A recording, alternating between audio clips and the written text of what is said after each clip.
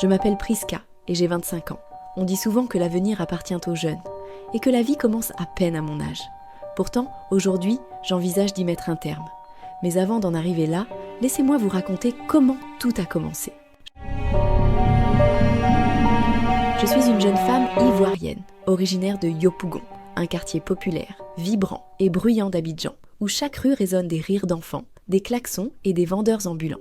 Il y a 4 ans, j'ai décroché fièrement mon BTS en ressources humaines et communication. Ce jour-là, mes parents pleuraient de joie. Et moi, je voyais déjà mon avenir se dessiner.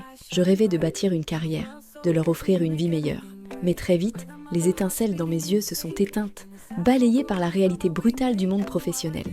Depuis mon diplôme, j'avais enchaîné que des stages de 3 mois sans perspective de contrat, sans reconnaissance. Les rares entretiens auxquels j'étais conviée tournaient vite au malaise. Les recruteurs, bien plus intéressés par mes courbes que par mon CV, me proposaient sans détour des arrangements. J'aurais pu céder et dire oui, mais j'ai grandi dans une famille profondément croyante, avec des valeurs solides. Me donner à un homme pour un poste était au-dessus de mes forces.